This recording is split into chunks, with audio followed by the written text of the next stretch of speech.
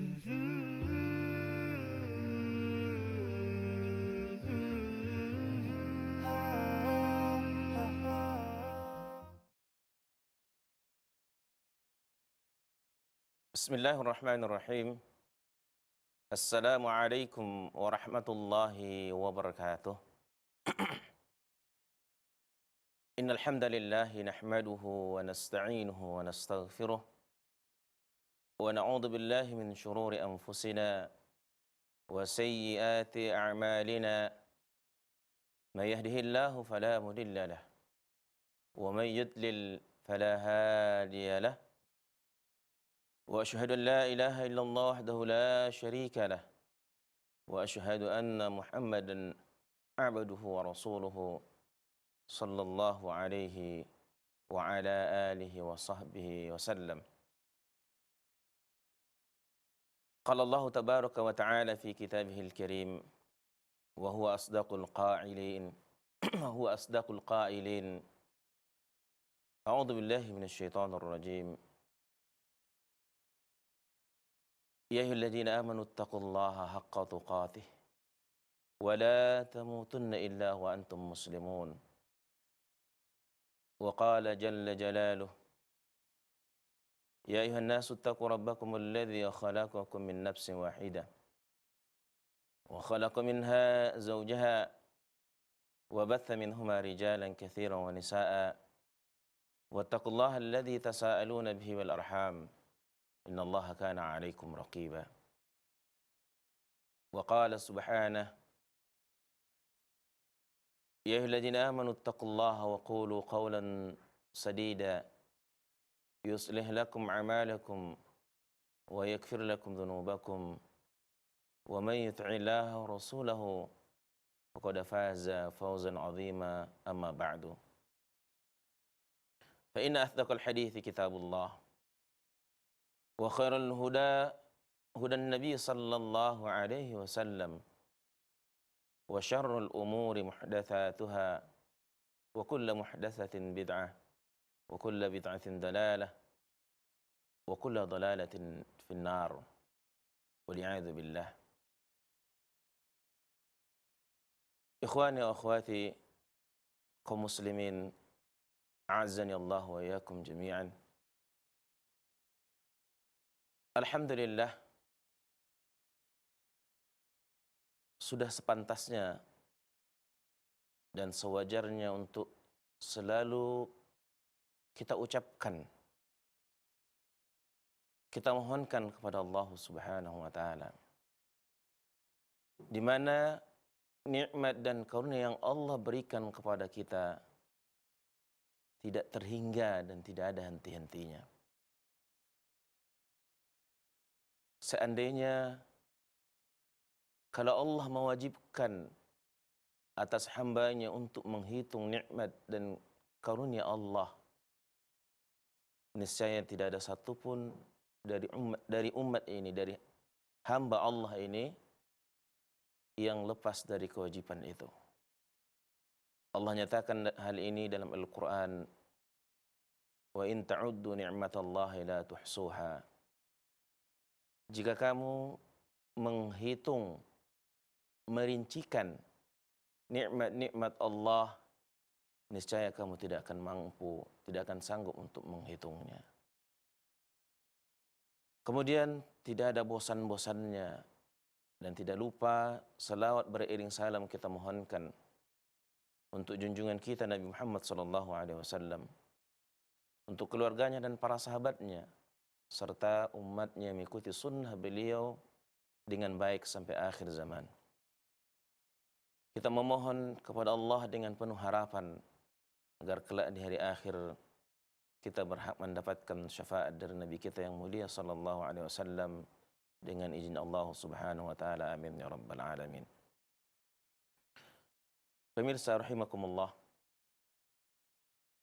pada kesempatan siang hari ini kita lanjutkan kembali pelajaran kita tentang adab-adab Islamiyah dari sebuah kitab yang ditulis oleh Syekh Abdul Aziz dengan judul Mawsu'ah adabil islamiyah.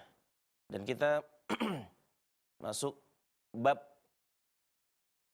yang kedua, yaitu adab dalam mempekerjakan orang lain. Pertemuan terakhir sudah kita jelaskan sampai 3 poin, 3 adab. Maka pada kesempatan siang hari ini insya Allah akan kita lanjutkan dengan izin Allah Subhanahu wa taala pada poin-poin berikutnya. Syekh mengatakan poin yang keempat yaitu kesepakatan antara orang yang mempekerjakan dan yang dipekerjakan dalam Islam. Harus ada kesepakatan. Maksudnya adalah kesepakatan yang telah disetujui sebelumnya.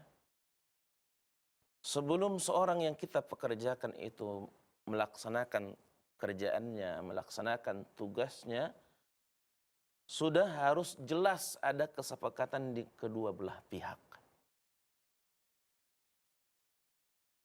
Seperti apa kesepakatannya?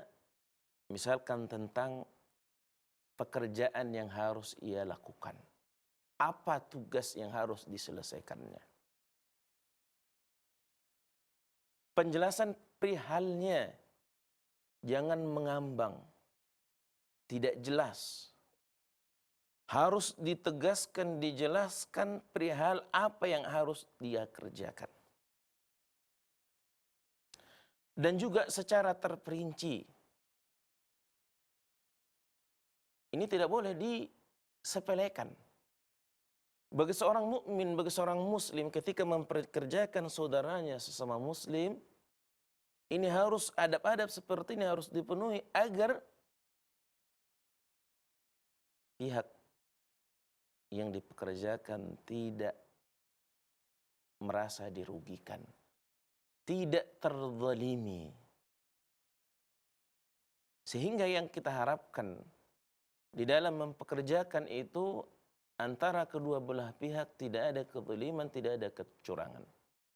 Maka dengan adanya kesepakatan yang disetujui terlebih dahulu sebelum akad kerja, ini akan menutup kezaliman, ketidakadilan. Begitu juga harus dijelaskan, ditegaskan ketika kita mempekerjakan seseorang apa yang harus ia terima. Besarannya, jumlahnya, upah yang akan dia terima bila dia mengerjakan suatu tugas dari kita. Ini harus ada kesepakatan dan jangan sudah kerja baru dibuat kesepakatan, tidak boleh. Kesepakatan yang disetujui ini wajib dipenuhi oleh kedua belah pihak. Ini merupakan syarat yang harus dipenuhi mereka. Kalau sepulan yang dipekerjakan menaikkan tugasnya begini dan begitu, maka dia akan mendapatkan besaran upah seperti ini. Ini harus ada ketegasan. Harus jelas. Jangan sudah berjalan waktu, sudah pekerjaan mau diselesaikan baru dijelaskan upahnya sekian, gajinya sekian. Karena bisa saja orang dengan upah yang kita berikan tidak menyanggupi akan pekerjaan yang dia kerjakan. Atau bisa saja dia bisa mencari tempat kerja yang lebih besar untuk memenuhi kebutuhannya. Semuanya harus jelas, kerjaannya apa, waktunya bagaimana, di mana tempatnya, seberapa lama dia harus mengerjakan misalkan. Semuanya harus terinci dan juga besaran upah yang diberikan. Ini harus dibuat. Tidak boleh disepelekan, tidak boleh diremehkan, jangan anggap ini perkara kecil. Bila ini disepelekan, bila ini tidak dipenuhi hal-hal yang diinginkan oleh syar'i, ini yang sering kita dapati dalam bekerja, tidak ada keberkahan, hasil yang diperoleh tidak ada keberkahan, baik kepada yang kerja atau yang mempekerjakan. Kaum muslimin, pemirsa rahimakumullah, camkanlah bahwa hidup di dunia ini hanyalah sementara.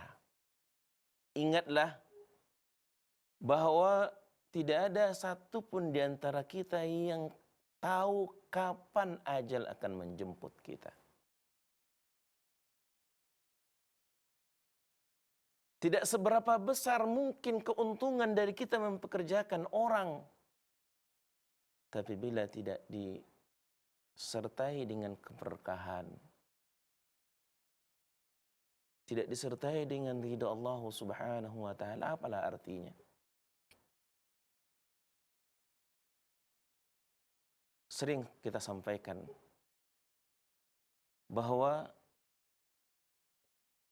kematian itu tidak bersyarat.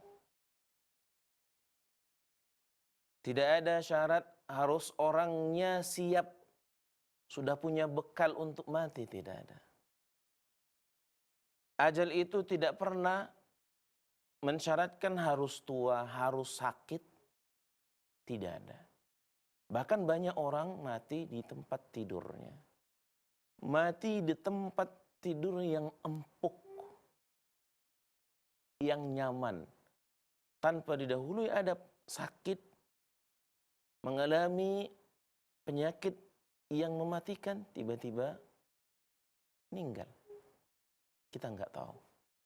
Maka seorang muslim sudah seyogyanya, sudah sepantasnya, sudah semestinya apapun yang ia kerjakan, apapun yang ia cari, perhatikan apakah di sana sudah sesuai dengan tuntunan syariat Islam. Apakah di sana sudah sesuai dengan apa yang diinginkan oleh Allah? Islam mengatur segala aspek kehidupan. Di dalam mempekerjakan orang, Islam mengaturnya. Agar tidak terjadi kezaliman, tidak ada yang dirugikan, tidak ada yang merasa terpaksa antara kedua belah pihak. Maka sebelum terjadi akad kerja itu sudah jelas terlebih dahulu. Sehingga apa yang disepakati ini merupakan suatu syarat yang harus dipenuhi.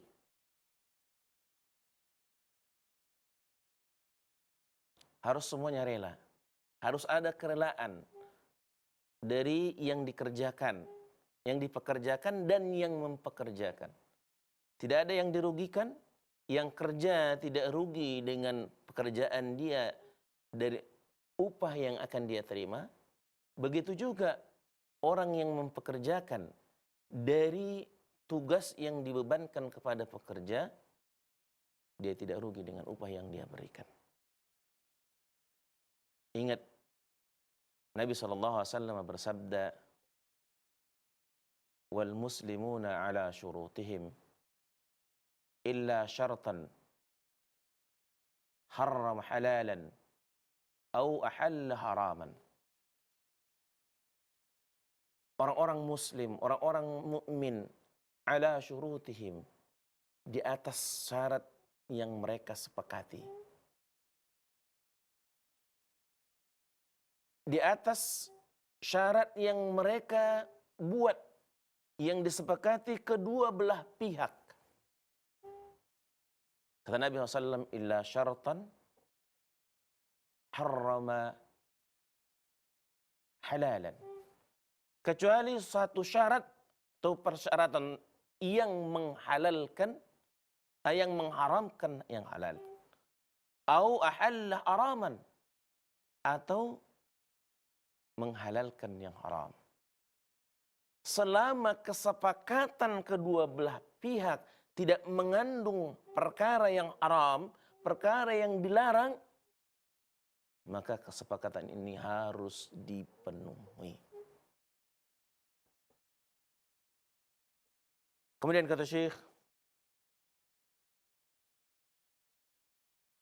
dan kesepakatan yang dibuat antara kedua belah pihak ini akan memutus sebab-sebab perselisihan, sebab-sebab kesalahpahaman, menutup pintu syaitan.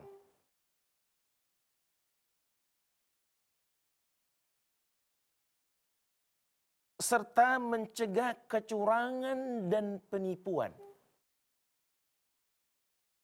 Banyak orang pada hari ini tertipu. Masya Allah. Apalagi diiming-iming kerja, dipekerjakan ke luar negeri dengan gaji sekian. Tapi nggak jelas.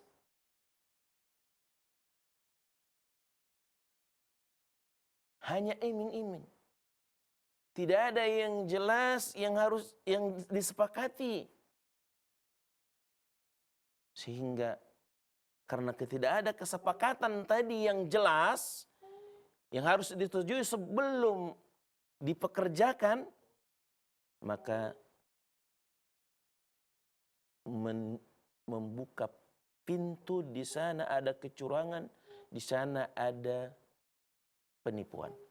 Namun ketika sebelum mempekerjakan sudah jelas ada kesepakatan, semuanya harus dipenuhi, harus jelas kerjaannya bagaimana, sifatnya bagaimana, waktunya bagaimana, batasan-batasannya bagaimana, dan apa yang diterima, seberapa besar gaji atau upah yang akan diterima oleh si pekerja.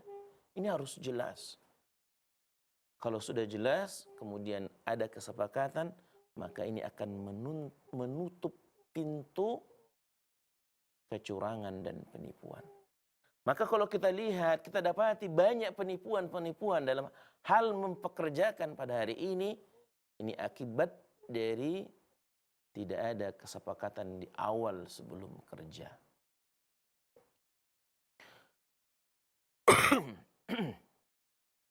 Kemudian kata Syekh, sebagaimana pula majikan tidak boleh memanfaatkan kefakiran pekerja atau memaksanya untuk mengerjakan sesuatu hingga merugikan haknya. Seorang yang mempekerjakan, seorang atasan, itu tidak boleh memanfaatkan. Oh, karena sebulan sangat butuh kerja. Kerjaannya berat tapi gajinya rendah.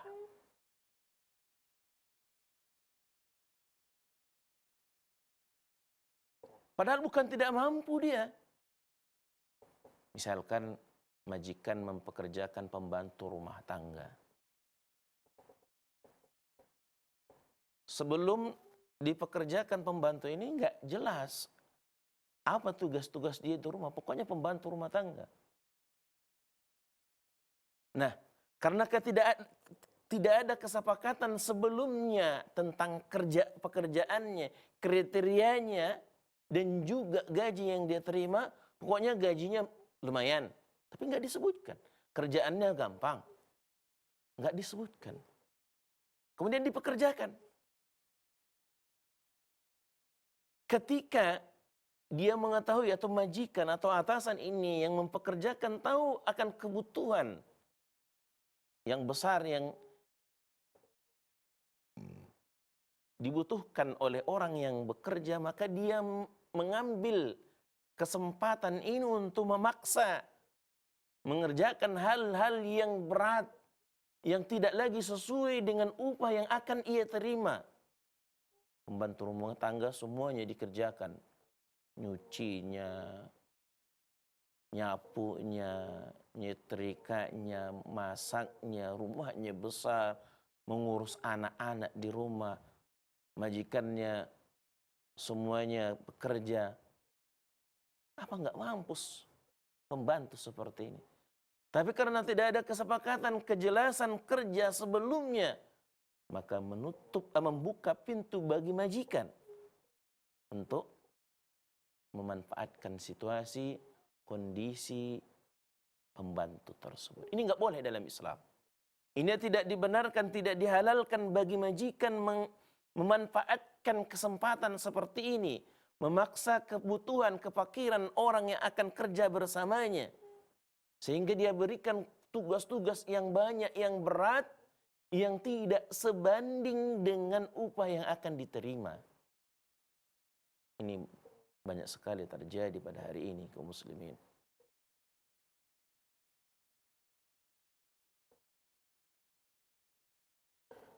Dan juga dia memberinya upah yang tidak pantas dan tidak sesuai dengan pekerjaannya tadi.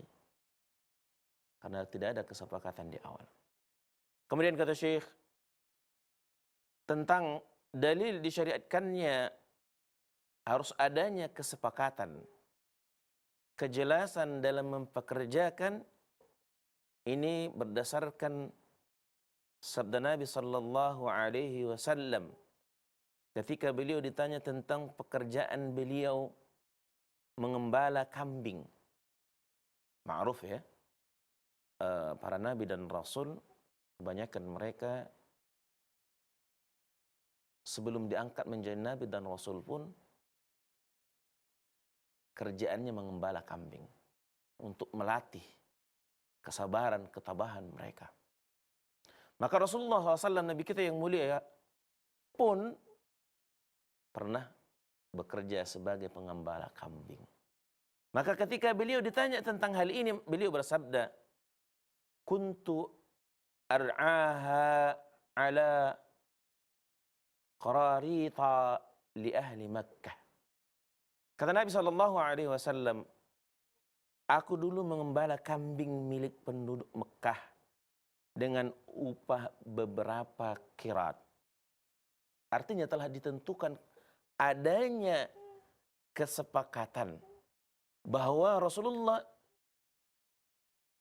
mengembala kambing milik penduduk Mekah dan kambingnya sudah jelas siapa pemiliknya, berapa ekor, berapa banyak, dan berapa upah. Itu sudah ada kesepakatan, kata Nabi SAW.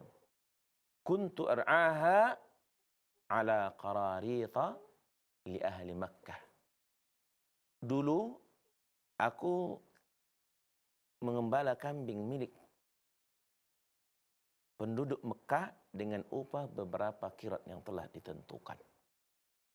Para ulama ahli sunnah wal jamaah berhujjah dengan dalil, dengan hadis yang mulia ini, bahwa disyariatkannya dalam Islam dalam mempekerjakan orang harus terlebih dahulu ada kejelasan kesepakatan antara kedua belah pihak. Dengan tujuan tadi apa yang sudah kita jelaskan, untuk menutup bisikan-bisikan syaitan, untuk menutup kecurangan, untuk menutup penipuan-penipuan. Kemudian kata Syekh, yang dimaksud dengan qirat adalah bagian dari dinar atau dirham. Ini penjelasan tentang qirat. Saya kira ini tidak perlu. Intinya dalam poin ini, adab yang keempat ini, bahwa bagi seorang muslim, bagi seorang mukmin, di dalam mempekerjakan orang lain harus memperhatikan adab ini. Jangan berikan tugas, jangan rekrut, ya, tapi tidak ada kejelasan pekerjaannya, tidak ada kejelasan upah yang akan dia terima, tidak ada kejelasan waktu pengerjaannya. Ini tidak boleh. Ini harus diperhatikan terlebih dahulu sebelum kita mempekerjakan orang lain. Tentunya dengan adab-adab atau kriteria-kriteria mempekerjakan yang adab yang sebelumnya yang sudah kita jelaskan. Kaum muslimin, ikhwani wa akhwati, pemirsa rahimakumullah. Kalau kita lihat memang pada hari ini, apa yang dialami, apa yang dilaksanakan, apa yang terjadi di tengah-tengah umat ini, di tengah-tengah kaum muslimin, bahkan kita lihat dengan sengaja mereka melakukan, artinya melakukannya, mereka dengan sengaja mempekerjakan orang tapi menutup-nutupi. Tidak ada kesepakatan yang diberikan kepada pegawai atau pembantu mereka. Yang penting kerja dulu. Diiming-imingi ini dan itulah. Atau bahkan mereka mencari orang terlebih dahulu untuk kerja. Sudah dibawa orangnya, tapi belum tahu apa pekerjaan yang diberikan. Sehingga kita lihat, Masya Allah, pada hari ini pekerjaan-pekerjaan yang diberikan sudah terpaksa. Apalagi orang-orang pelosok, orang-orang kampung yang direkrut. Mereka nyari orang sengaja, orang-orang yang tidak tahu tentang informasi. Tidak tahu hak-hak, atau tidak tahu bagaimana kehidupan di tempat kerja untuk memenuhi kebutuhan mereka misal. Yang penting diiming-iming dulu. Dengan sengaja ada unsur dari awal mereka ingin menipu orang. Perbuatan seperti ini sangat-sangat bertentangan dengan tuntunan syariat Islam. Sangat bertentangan dengan adab-adab yang diajarkan, adab-adab yang mulia, akhlakul karimah yang diajarkan Islam kepada kaum muslimin dan orang-orang yang beriman.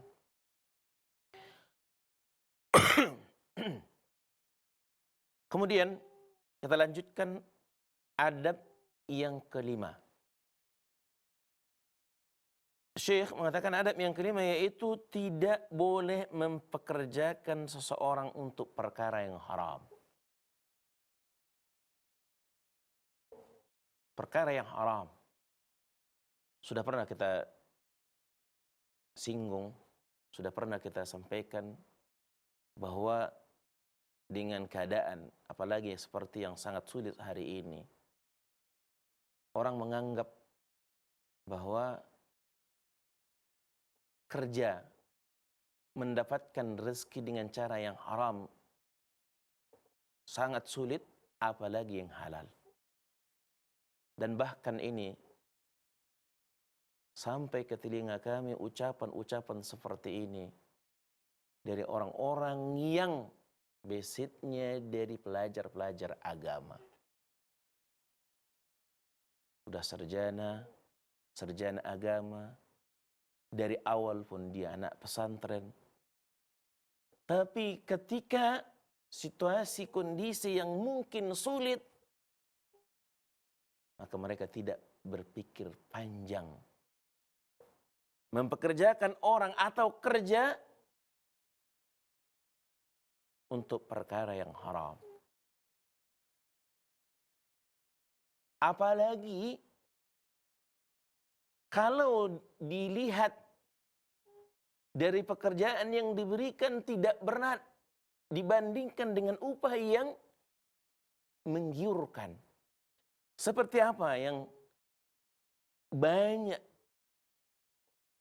musibah menimpa umat Islam dan manusia secara keseluruhan, yaitu para pekerja pengedar obat-obat terlarang. Mereka merekrut orang, terkadang orang yang direkrut untuk mempekerjakan perbuatan-perbuatan yang haram, yang terlaknat ini, dengan iming-iming kerjanya mudah, gajinya besar. Sehingga tidak banyak orang tidak berpikir lagi untuk mengambil pekerjaan itu. Kenapa? Karena mereka menganggap bahwa untuk mendapatkan yang halal itu sangat sulit.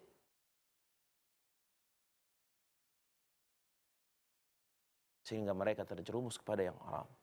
Maka bagi seorang yang ingin mempekerjakan, seorang mukmin, seorang muslim yang ingin mempekerjakan muslim yang lain atau orang lain, tidak dibenarkan memberikan pekerjaan itu untuk hal-hal yang haram. Pengedar narkoba, pengedar obat-obat terlarang, dan seterusnya. Atau mempekerjakan orang untuk hal-hal yang haram. Seperti mempekerjakan prostitusi yang kita lihat sekarang banyak merebak, khususnya di kota-kota besar. Rekrut wanita-wanita yang lugu, yang polos, yang tidak tahu apa-apa, diiming-iming kerja, penghasilan puluhan juta sebulan, dan kerjaannya mudah. Tergiur orang. Tapi mereka mempekerjakan orang tersebut, wanita tersebut untuk hal-hal yang haram. Ini tidak dibenarkan dalam Islam. Yang kita sayangkan memang pada hari ini kaum muslimin, mereka-mereka yang mempekerjakan dalam hal-hal yang haram seperti ini tidak jarang dari orang-orang yang menisbatkan diri penganut agama Islam alias muslim, bahkan mengaku orang-orang yang beriman. Ini tidak dibenarkan bagi seorang muslim, seorang mukmin mempekerjakan orang pada hal-hal yang haram. Atau kita lihat pekerjaan-pekerjaan mungkin secara pandangan kasat mata, secara pandangan duniawiyah, orangnya terhormat, kerja kantoran, misalkan di perbankan konvensional, mempekerjakan riba. Atau kita lihat sekarang ada koperasi simpan pinjam, rentenir. Banyak sekali yang kerja di sana. Mereka mudah mendapatkan orang untuk kerja bersama mereka. Mereka mudah merekrut karyawan-karyawan mereka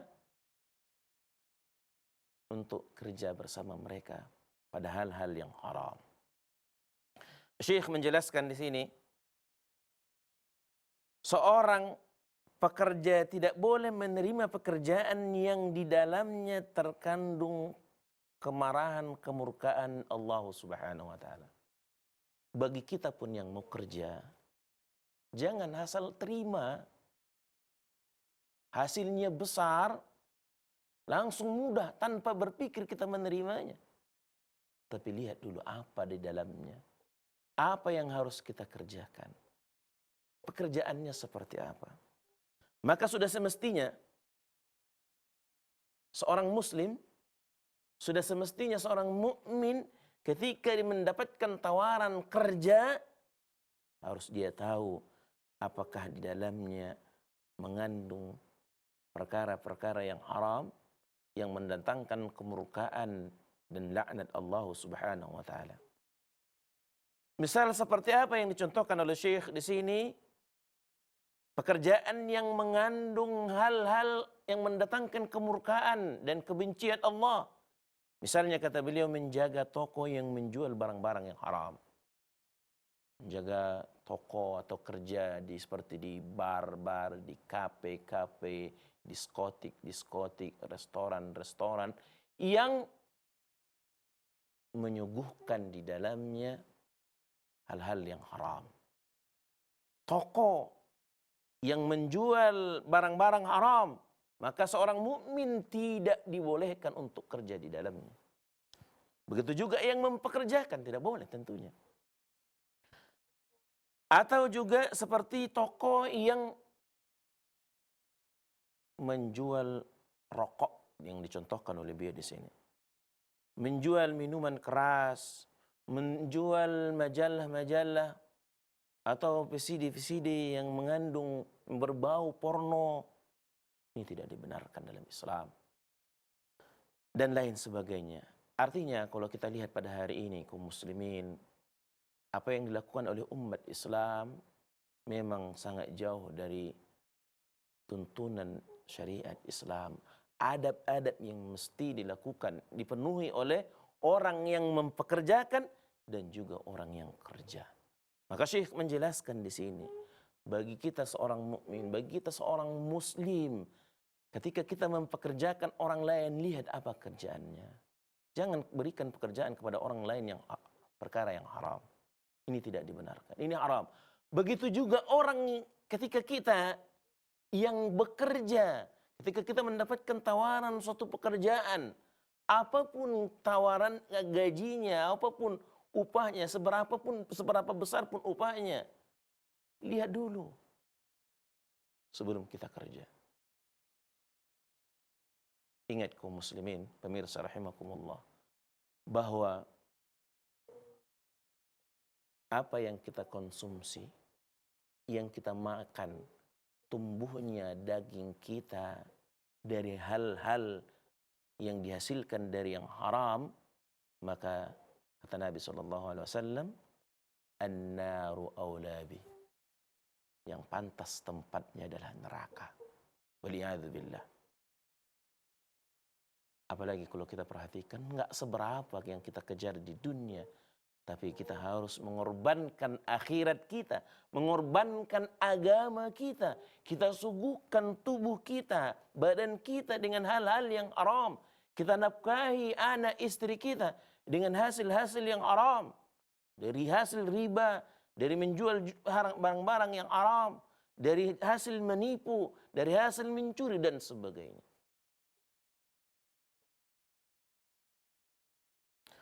Maka sudah semestinya seorang mukmin tidak mau menerima pekerjaan yang di dalamnya mengandung hal-hal yang haram. Demikian juga bagi majikan, ingat, jangan sekali-kali mempekerjakan seorang untuk membantunya melakukan pekerjaan yang haram. Kenapa? Kalau dia mengerjakan yang haram, sudah jelas dia akan mendapatkan dosa, mendapatkan azab, mendapatkan kemurkaan Allah. Maka ketika dia mempekerjakan orang berarti double. Dia ajak orang untuk melakukan hal yang haram juga. Orang yang mengajak orang kepada perkara yang haram, selain dia mendapatkan dosa, apa yang ia kerjakan dosa yang haram, maka apabila orang yang diajak mengerjakan sesuatu yang haram, maka dosanya pun ikut ditanggung. Artinya 2 kali lipat. Sudah semestinya bagi seorang mukmin, bagi seorang muslim yang ingin mempekerjakan orang lain, ingat, jangan sekali-kali perbuatan itu, pekerjaan itu hal-hal yang haram. Hal-hal yang di dalamnya mengandung dosa. Sebab kita yang mempekerjakan orang lain akan mendapatkan balasan dosa, azab, siksa 2 kali lipat.